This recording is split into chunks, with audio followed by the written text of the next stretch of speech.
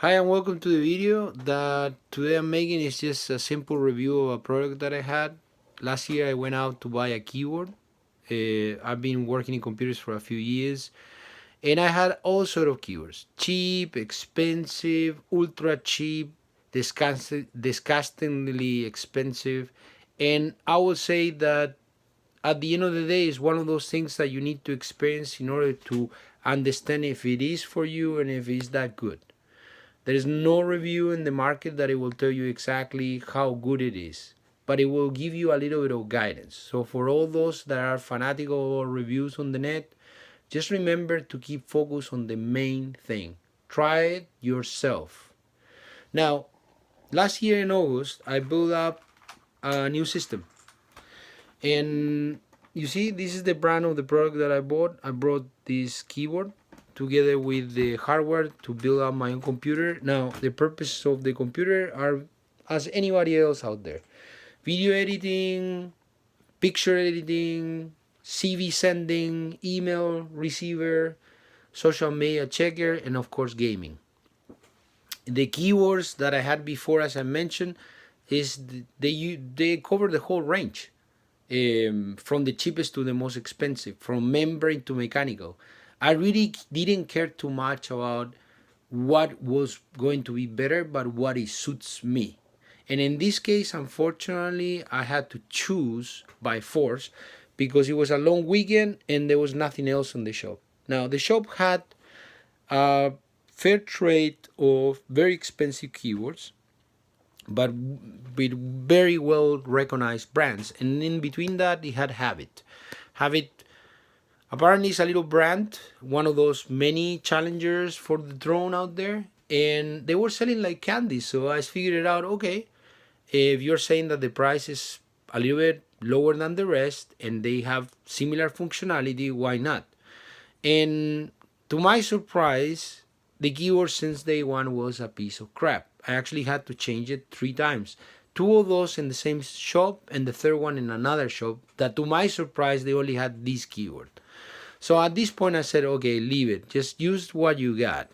So my requirements were rest, numpad to work on numerology, accounting, and something that it had backlight, not RGB necessarily, but a backlight because the place where I am has a very low light. All right, so I go on, replace the keyword, and the reason why I replace the keyword so many times is because of this. Look, the space bar, if you hit it, it sticks out and then it gets blocked. It doesn't register the keystrokes. Now, this is really annoying when you're typing an email because sometimes I'm not even looking at the screen. I'm actually figuring it out what I'm going to write, or I'm checking out the typo on the left or on the right of the screen, and I'm not paying too much attention. And I'm a very good writer when it comes to keywords. So I was frustrated about this first problem. And then the second problem was that when I'm gaming, man, you try to open up a parachute with this, forget about it. You're the laugh of the whole team. So my friends, my friends who were playing with me, they're like, I don't want to play with you anymore because you can't open the parachute, this crap. And I said, oh, it's the keyword. Yeah, sure. Well, that was my problem. Then this happened, and this happened during the second week actually. This happened now after, let's say, 5 or 6 months of being used. My girlfriend was using it for typing while she was home office, and unfortunately the L letter broke. Now she was not stroking the keys that strongly. It's just because the place where they sit, they pop up very easily. Now, how easily do they pop up? Well, let me give you an idea. When I opened the box of the first keyboard, all the keys were lying on the bottom of the cardboard box. So I had to figure out how to place them. Second box, the same. Third box, the same. It was so funny because he came out with a little pin tool to remove them. But it was so easy, like you just flip them around, shake it a little bit, and all the keys will fall off. So already I was like really disappointed about the quality. So we got that problem here. We got the broken keys, which is, it could happen because you press too hard. I understand that. But I can see the plastic is really poor. I don't know if you perceived that.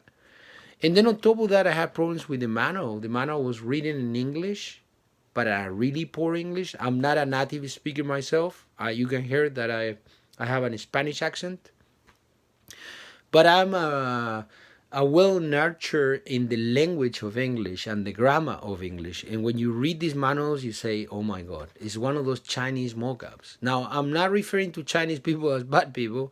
I'm referring to the company who made it. They did a very sloppy job. And even the Chinese iteration of the manual, I have a friend from China and he read it and he was laughing his ass off. I mean, you can't come out with a product like this to the market, in particular to the European market, which is really, really picky, you know, and for the price range that this came out, that it was heading to that $100 margin. So I would say if you want to experience a product like Habit, I would recommend that you look elsewhere. Don't use their products. Their mouses are awful. I have another colleague that had that. I will not mention any more about it. Just look at what happened to me and think about when you buy these pieces of crap. Just go for the sure thing. Go for Corsair, for Logitech. They have support, warranty. They have millions of users worldwide. So there's no way they can escape from bad experience. Bad experience can be easily be found on the net. However, these little companies here, they use the social media, they endorse YouTubers very quickly, and then after a year, nobody remembers them.